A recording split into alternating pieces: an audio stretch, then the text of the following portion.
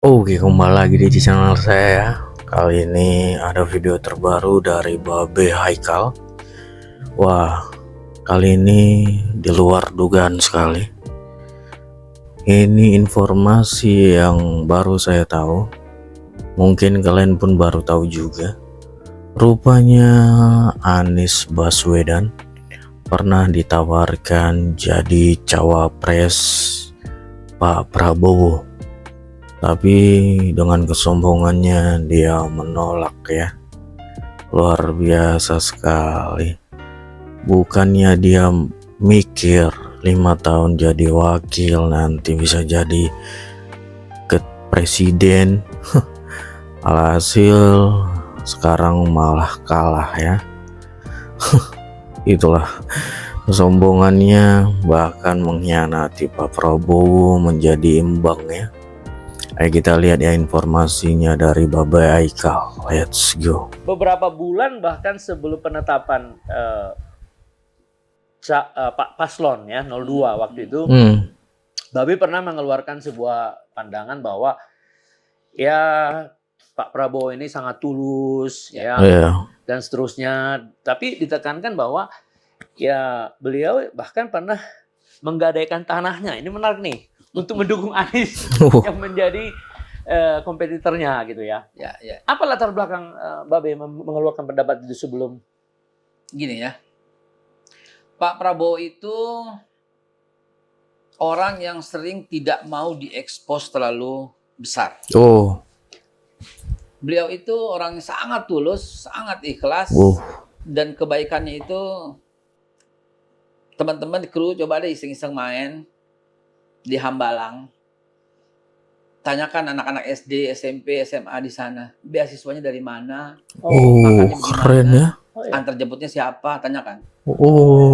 Jadi ketulusan itu jarang diekspos. Iya. Oh iya betul. Saya pun baru tahu. Pak Anies pada waktu itu sangat dibantu oleh beliau dengan cash money, dengan fasilitas, dengan segala, sangat dibantu. Dan orang tuh nggak ada yang tahu. Pak Prabowo itu nggak suka ekspos begitu. Nah, dari mana Babe tahu? Karena saya suka hadir. Karena suka hadir. Hubungan yang dekat sekali lah. Gitu. Iya. Jadi saya tuh merasa gimana menyampaikan masyarakat dengan cara elegan. Iya. Maka satu ketika di mobil, ketika Pak Anies jadi gubernur, saya ucapkan begini. Terima kasih Pak Prabowo yang turut berjasa menjadikan Pak Anies sebagai gubernur, salah satunya adalah menggadaikan dan sebagainya gitu. Itu hanya sebagai satu clue aja. Kalau dicari lain yang banyak. Justru viralnya sekarang. Iya, seakan-akan ada yang memviralkan karena dilihat ada konteksnya lah pada waktu itu ya. Ini cerita lama. Iya. Tiba-tiba viral. Tahun berapa itu kira-kira? Ya waktu Pak Anies jadi gubernur. Pantes dong saya ucapkan cerita lama rupanya ya. Tapi baru viral sekarang. 7 tahun yang lalu ya harusnya ya. Pantas kita mengucapkan terima kasih gitu kepada tokoh besar bernama Pak Prabowo Subianto.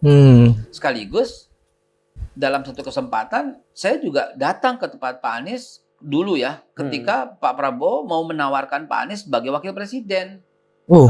Serius? Karena ditawarkan. Iya. Gawat ya. Dan saya datang ngomong ke Pak Anies langsung di waktu subuh. Nggak mau Pak Anies. Mau jadi malah ditolak ya, nggak mau ya. Ditawarkan ya sama of course, luar biasa. I guarantee you. Iya. Sosial media akan rame, silahkan dikonfirmasi. Saya datang. Bagaimana menurut kamu jika kita mendekorasi rumah kita dengan desain ini? Itu saja kelihatannya bagus, tapi dekorasinya kan mahal. Itu kira-kira kalau boleh sedikit dilihat tahun 2023 itu pasti kan? Ya, tapi yang jelas kira-kira sebelum Nasdem jelas dong. Tapi Nasdem. iya dong. Nasdem kan beberapa bulan sebelum Oktober itu. Sebelum Nasdem.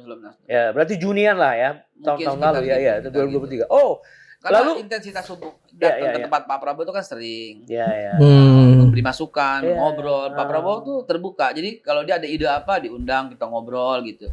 Salah satu misalnya ya, makan siang gratis ya, sedikit kita pindah ke situ. Itu udah lama beliau sebenarnya. Tahun 2006, 2007, 2008 beliau udah bicara itu. Udah lama dari 2006 ya. Yang mungkin menjadi inspirasi. Saya bilang gini.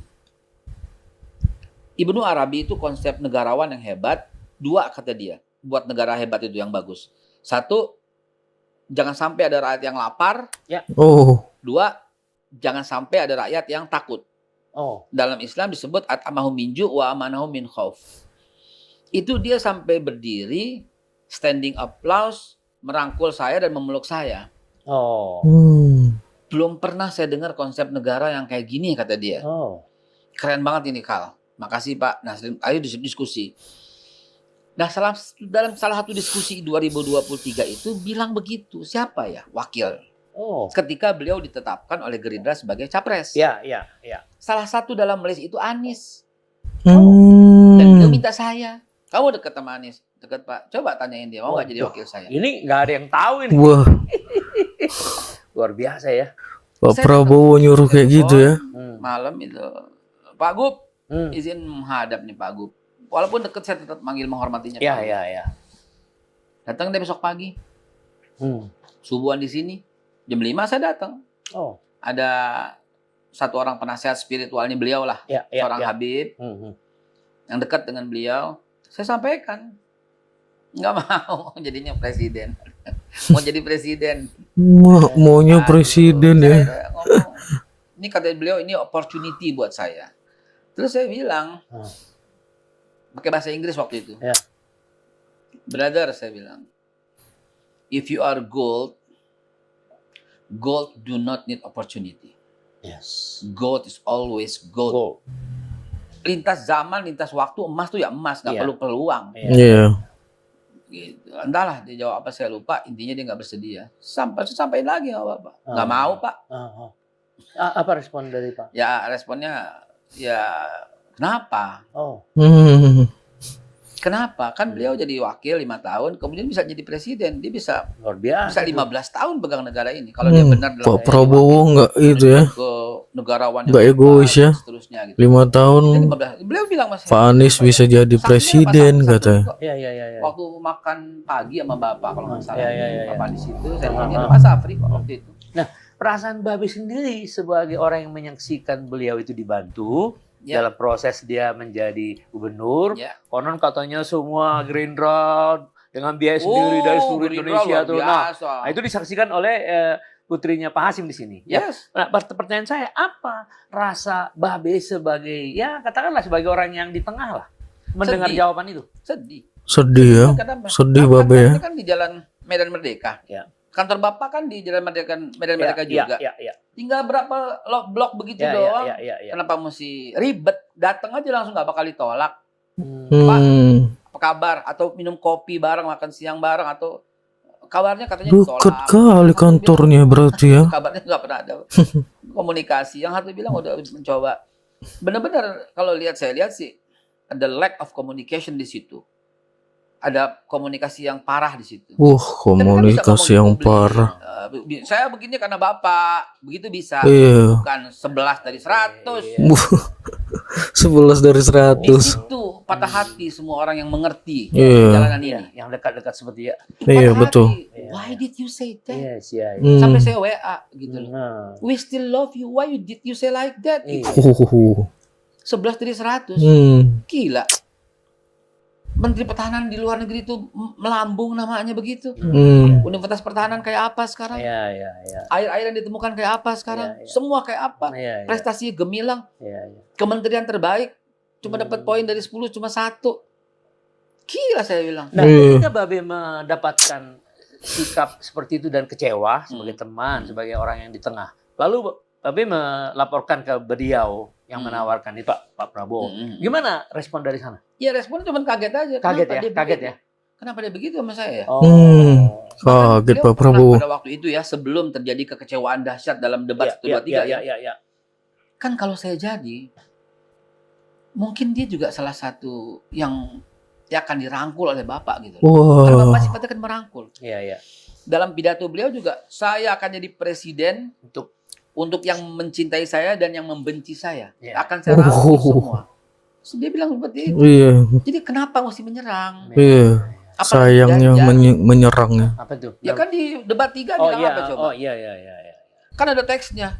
Entah siapa yang bikin. Betul. Diktator apa segala macam ya. Ya kan kalau lu punya visioner yang baik, jangan baca itu. Barack Obama dalam debat terakhir ada teksnya. Dia buang. Nggak benar nih teks. Gue mau ngomong aja langsung. Keren gitu loh. Keren. Mungkin belum nonton film itu kali. Iya. Apa tuh judulnya tuh? Saya lupa tuh. Iya, terus kemudian oke. Yang menarik tadi, Anda Babik Haikal kecewa, tapi ada rasa kaget. Kenapa berubah sikapnya ya? Kaget, drastis kan. Drastis. Yang lebih kaget di debat pertama tuh membawa satu orang yang dia terbunuh, ayahnya dihadirkan, dan dia pendukung Prabowo. Loh, anak ini tidak tahu apa-apa, ditangkap sama Brimob dan terbunuhlah, dan usianya 15 tahun. Kenapa mesti begitu? Andai kata dia benar-benar pendukung Prabowo, nggak pantas juga. Andai kata nggak pantas juga. Jadi banyak blunder-blunder yang dilakukan oleh beliau. Entah siapa konsultannya, entah siapa penasehatnya. Kayaknya saya bilang, ini kayak bukan Anies nih. Kagetnya waktu mendengar jawaban itu ya. Babe Haikal sampai nggak nyangka ya. Seperti berubah pribadi yang dulu. Iya. Yang Babe kenal. Iya. Kan nggak gini gitu loh. Ini ada apa ini? Siapa ini grand design-nya nih? Di situ orang-orang dekatnya Tom, siapa lagi Tom Lembong dekat-dekat situ, siapa lagi tuh yang dekat-dekat dia gitu ya. Ada apa ini? Kenapa jadi nyerang ini orang gitu loh? Saya sempat kenapa jadi nyerang ya? Itu yang disayangkan. Kenapa tuh orang? Ada beberapa jawaban. Oke lah. Ada beberapa jawaban. Itu kenapa tuh orang? Kenapa nggak cool? Jelas. Debatnya dibuka dengan kata-kata, kan yang hancurnya mereka semua di debat kan. Naiknya Bapak kan semua di debat kan. Kita cuman menampilkan pribadi Bapak yang sesungguhnya. Nggak bisa diapa-apain, emang nggak bisa disetting, memang orangnya begitu. Iya, dibilang HAM. Saya bilang, aduh, kenapa basi sih ngomongannya? Saya bilang, coba sebutkan ada berapa jenderal yang ada pada saat 98. Udah sebutin aja semua. Kenapa ketangkep nggak? Kenapa hanya dia sendiri yang masang badan? Di situ heroiknya. Ini negara kacau, karena kacau gue yang masang badan. Ditutupi semua. Atasannya segala macam. Sampai sekarang kiri kanan depan. Sampai sekarang. Tapi DKP-nya tuh Wiranto waktu itu. Nah, jelas. Yang ada misi, ada rivalitas gitu. Yang benar itu Muladi ketika dibentuk tim TGPF. Tim gabungan mencari fakta menentukan bahwa Pak Prabowo tidak bersalah dan tidak terlibat sama sekali dalam hal itu. Jelas ya. Tidak terlibat sama sekali. Fadlizon. Pak Prabowo itu nggak bersalah. Ayo kita datang ke pengadilan dan sampaikan tapi pengadilan nggak pernah digelar. Ya udah, kata beliau, mikul dur, mendem jero. Itu keren di situ. Jadi kita tuh angkat kebaikan-kebaikan beliau, biar gimana pun. Setelah ngelihat keadaan kayak begini, we do not want Anies gitu loh, and we do not want Ganjar gitu. Emang kalau saya dari awal, dari 2000, dari Mega Pro juga saya udah 2009. Dari Mega Pro pun Babe Haikal ide ya tetap mendukung Prabowo ya. Berarti dari Mega Pro sama Hatta sama Pak Sandi selalu sama Pak Prabowo ya Babe Haikal. Jadi nggak mungkin Babe Haikal nggak tahu ya kan sifat Pak Prabowo bagaimana, kebaikannya bagaimana, aslinya bagaimana ya kan. Wah, keren ya. Betul-betul sikap pemimpin yang bertanggung jawab, berani pasang badan padahal dirinya tidak terlibat,